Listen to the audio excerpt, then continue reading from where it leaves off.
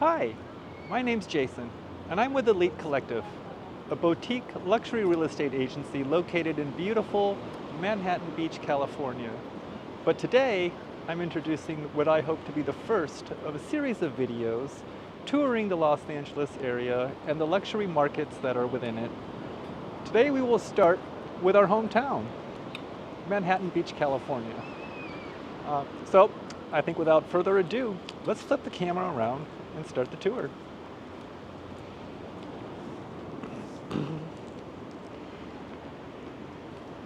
So, as you can see in the distance, you would have Malibu, you would have then Venice Beach, Marina del Rey, Playa Vista, El Segundo, and then you would hit Manhattan Beach, California.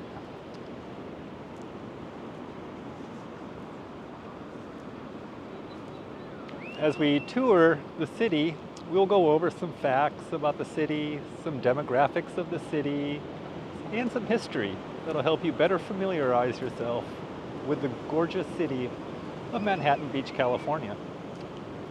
As we turn towards the south, you will find the next pier down is Hermosa Beach Pier. Beyond Hermosa Beach is Redondo Beach, followed by that large hill you see that jetties out into the ocean, which is Palos Verdes, another gorgeous luxury market. Essentially, all of the cities along the coast of Los Angeles, California are going to be a little bit more on the desirable side, a little bit more expensive, but they each have their own unique vibe, which is what makes, I think, the coast along the Los Angeles County unique and also very desirable. Because you can start off in Santa Monica. And Santa Monica has traditional shopping. It's got kind of a more LA vibe, an LA demographic, if you will. You go move further south to Venice Beach and you get a little bit more funky, a little bit more artsy. Marina del Rey, that's become kind of a Silicon Valley of Los Angeles, if you will, with Google and several other companies, opening offices there. El Segundo is a unique little gem. It's kind of a small town feel in a big city, if you will. And then Manhattan Beach, which is called the Pearl of the South Bay. It's got a kind of, I guess you could say, demographic that is higher end. Luxury real estate here is pretty expensive here.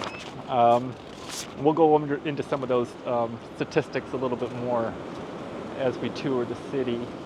But again, I just wanted to give you a little bit of orientation as to where we are in relation to the rest of Los Angeles. So now let's work our way down the pier towards the city and discuss a little bit about some of the demographics and history. So as I mentioned earlier, it's called the Pearl of the South Bay. And the reason they call it that is because it's so freaking gorgeous. Just look at it. But today we're going to go beyond the postcard views and explore a little bit of the history this town was built on, the demographics that define it today, and why it remains one of the most coveted zip codes in America. So let's dive into some of that. Long before it was a luxury enclave, Manhattan Beach was essentially a massive collection of sand dunes. In the early 1900s, there was a developer named Stuart Merrill that purchased much of the land around here. As legend has it, I don't know if this is verified, but there is a local legend that says that the city's name was decided by a coin toss. Merrill wanted to honor his home, Manhattan Beach, New York, and he won the coin toss and got a chance to do so. In 1912, the city officially was incorporated. There were no paved roads, and the boardwalk was wooden in those times. In 1920, the current and iconic Manhattan Beach Pier, which we're walking on right now, was built.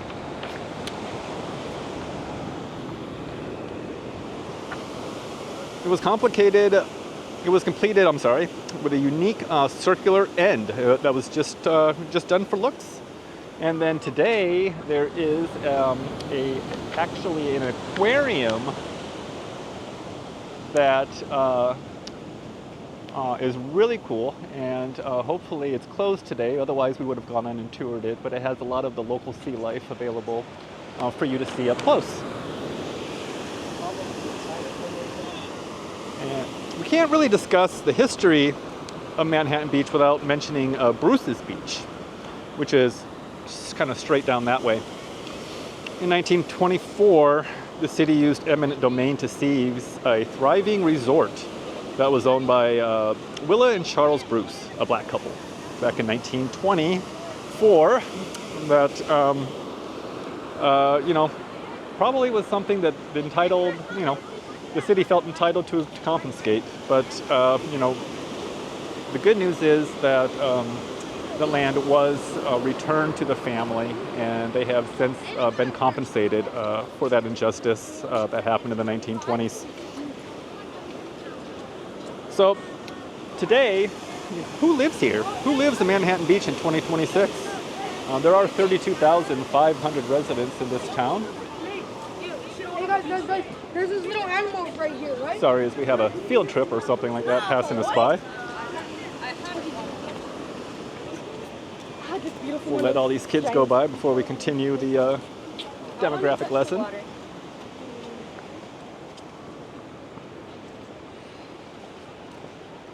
Okay, so as we were talking of the 32,500 residents here, what is the demographics of this town?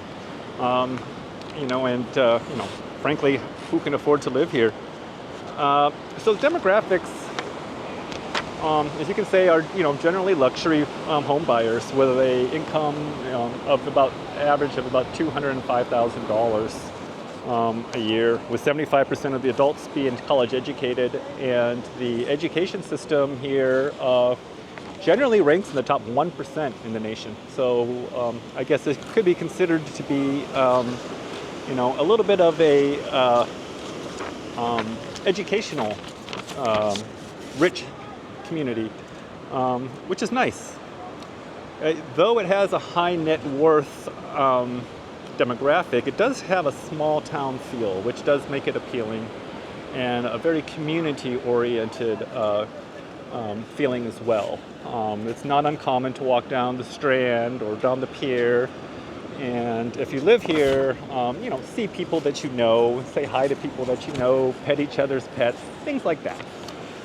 Really nice area to get out, encourages physical activity, encourages a lot of sun exposure, and just makes you want to get out of the house and join the community, which is definitely one of the perks of Manhattan Beach, and just really the whole LA beach area in general.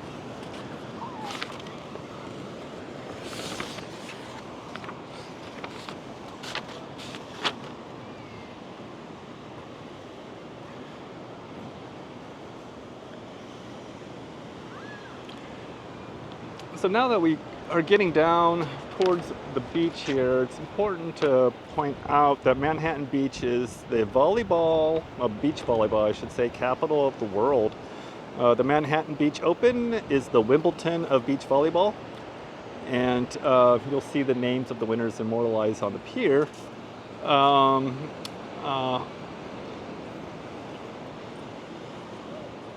I can't remember what month that happens every year, but it is an exciting event. They set up giant bleachers right here, basically enclosing these volleyball courts and making a kind of a stadium out of the beach. And it's really kind of a fun event. People come from all over. The bars get real lively, and the city gets real lively, and just a real fun place to get out and see some beach volleyball.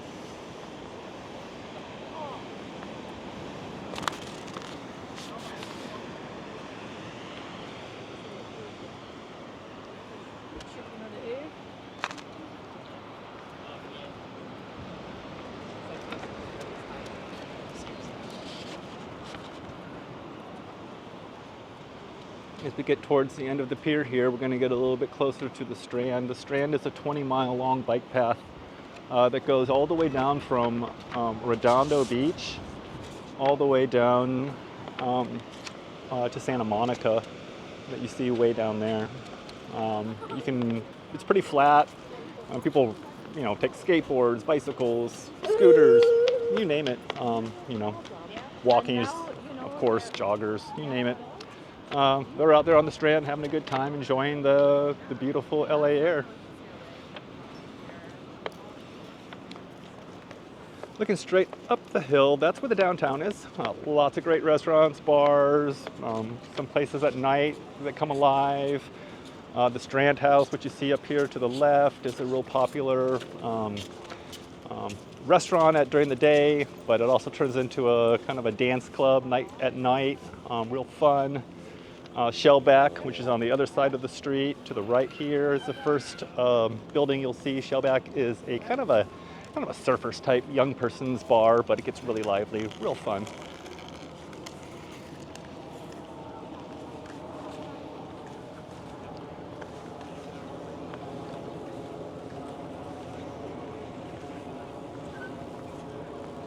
Parking today, it's Wednesday, not so bad. On the weekends, not the best. So get here early if you want to come down or take Uber.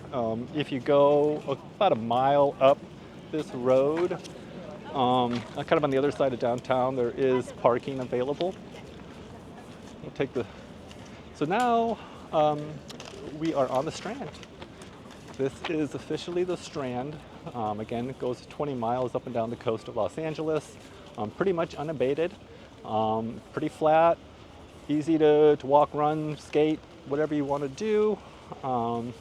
It's a great free way to enjoy the beautiful weather and scenery that is the coast of Los Angeles, and in particular Manhattan Beach. Many of these homes along the edge here are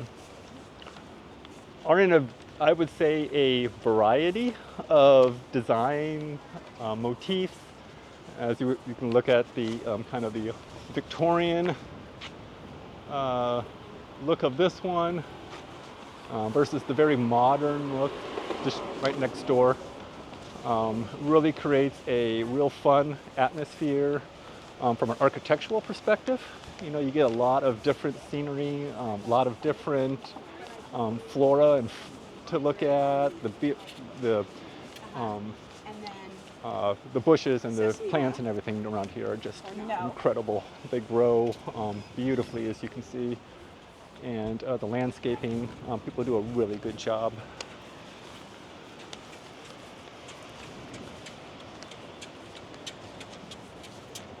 A lot of times when you walk down the Strand, people spend more time looking at these gorgeous houses along the Strand than they actually do the gorgeous view of the ocean.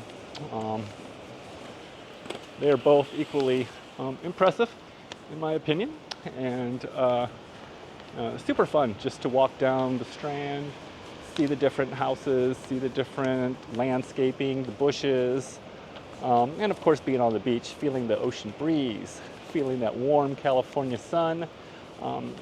Living in Manhattan Beach is really a treat and a pleasure.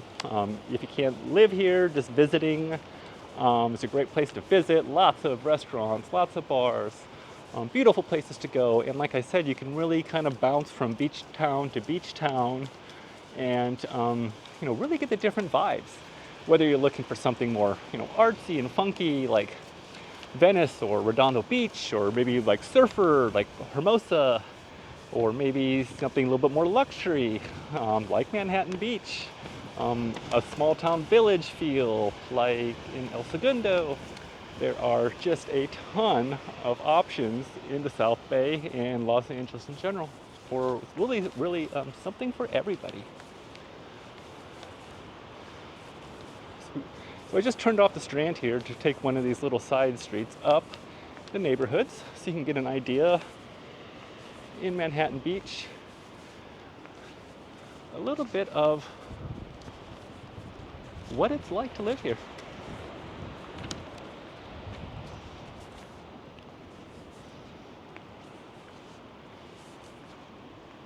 As you can see, there are just a plethora of gorgeous properties.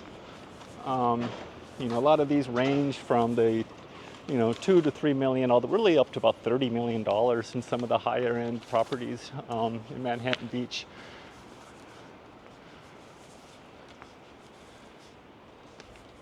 But one cannot argue that it is just absolutely gorgeous. And even if you can't afford to live here, I certainly recommend paying it a visit, seeing it, enjoying it. Weather here is gorgeous, to say the least. So here's kind of a bit of, I guess you could say, evidence of the history of El Segundo, or sorry, Manhattan Beach. So side by side, you can see kind of what old Manhattan Beach looked like and new Manhattan Beach looked like. A lot of these smaller homes are being aged out, I guess you could say, and being replaced by newer, more modern buildings and construction. But there's still a lot of these beautiful cottage type beach dwellings left that are gorgeous and cute in their own ways. And so there is really something for everybody. If you're looking for a 5-bedroom home with an ocean view, Manhattan Beach has it. If you're looking for a little bungalow cottage in a gorgeous area, Manhattan Beach has it.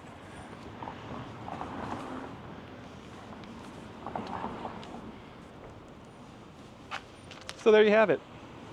This is just a short introduction to Manhattan Beach. I hope you enjoyed the video, and if you have any questions or about Manhattan Beach or about Los Angeles in general, if you're looking to relocate to the area or coming to visit, I recommend that you check out the Elite Collective Realty website, elitecollectiverealty.com. It has a ton of information on the city, not just on listings and homes available in the area, but it actually has some really great pages on the website about each of the communities that I've mentioned today. Also, if you are looking to relocate, Elite Collective would be a great place to start. We are strategy first, sales second, realty service, boutique white glove, specializing in luxury properties in the greater Los Angeles area, from Beverly Hills to Manhattan Beach and the communities in between. I'll leave some information in the description, but otherwise, come check out this page. We're going to be doing some future videos on places like Beverly Hills, Culver City, El Segundo, Hermosa Beach, Redondo Beach, probably Santa Monica. Maybe we'll get up to Malibu as well. I do also want to go check out the Palisades. I've not been up to the Palisades since the fire, so that used to be a great luxury area, and now I'm understanding there are some land available that is anywhere from 30 to 50% of its original price that before the fire. So there are investment opportunities up in the Palisades, so I think it'll be worth going up there and seeing it, even though it might be depressing. Otherwise, I really hope you enjoyed the video. Follow us, like us, share our video, subscribe to the Elite Collective page, and thank you for your time.